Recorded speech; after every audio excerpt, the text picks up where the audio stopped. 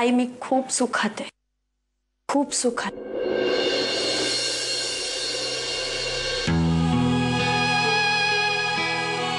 आणि हे सुख मला आबांमुळे आणि दादामुळे मिळाले। आजपर्यंत इतकं प्रेम दिलंय त्यांनी मला त्यानं सोडून जावत नाहीये ग आई। फक्त तुझी उणीव भासतीये आई। तुझ्या कुशीत शिरून रडायचं भाग्य नाही मिळणार मला, पण तुझा आशीर्वाद मला मिळू दे। आबांच्या रूपात तू मला आशीर्वाद दे आई। आपल्या लाडक्या आबांचा आशीर्वाद प्रत्येक मुलीसाठी किती महत्त्वाचा असतो हे फक्त सासरी जाणाऱ्या मुलीलाच समजतं। सावकाश।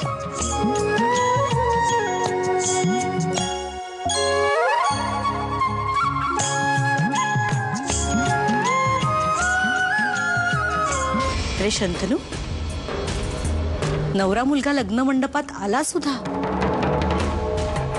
कुठे आहात तुम्ही सगळेजण? सगळं व्यवस्थित आहे ना? नाही सगळं ठीक आहे। नाहीतर बघा, नवरा मुलगा रुसून बसेल आमचा। नाही रुसणार ते। मुलीचा भाऊ नवरदेवाचा कान पिरगळतो, त्याची चांगली कान उघडणी करतो आणि त्याला सांगतो की माझ्या बहिणीला सुखी ठेव, नाहीतर माझ्याशी गाठ आहे। अरे अरू, तू अजून इथेच आहेस? बाहेर सगळीकडे अनाउन्समेंट चालू आहे तुझी नवऱ्या मुलीला बोलवून घ्या म्हणून। चल लवकर। तू नितीनला बघितलंस का रे? काय सकाळपासून दिसलाच नाही तो अजिबात। अगं वेळ काय काय विचार करतेस तू? आणि त्याला यायचं तेव्हा येईल तो। तू चल लवकर रे, चल चल चल।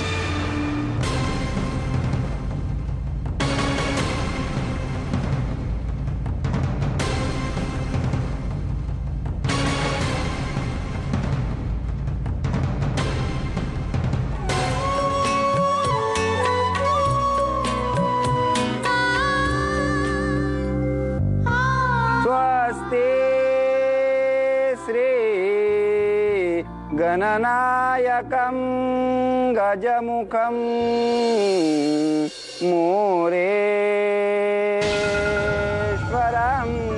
वेगिदं बल्लालो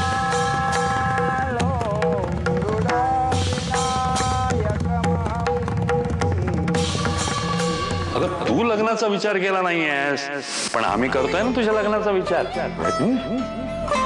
हे बघ अरू, लवकरात लवकर तुझं लग्न झालं ना की आम्ही मोकळे। तुझ्यासाठी असा नवरा शोधीन ना की आयुष्यभर सुखात राहशील, आमची आठवणही होणार नाही तुला।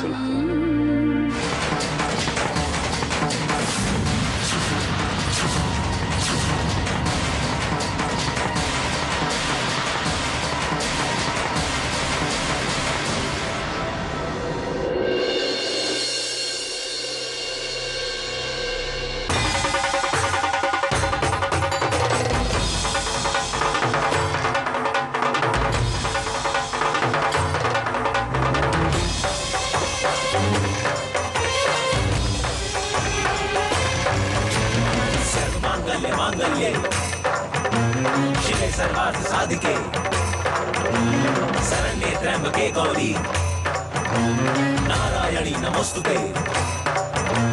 सर्व मांगल्ये मांगल्ये शिवे सर्वार्थ साधिके शरण्ये त्र्यंबके गौरी नारायणी नमोस्तुते। नारायणी नमोस्तुते।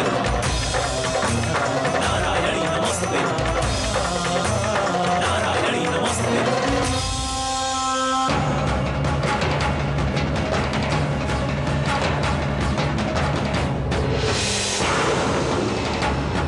नितीन नाही, असं थकून चालणार नाही। मला तिथे लवकरात लवकर पोचलंच पाहिजे, नाही तारूचं काय होईल याची कल्पनाच करवत नाहीये मला।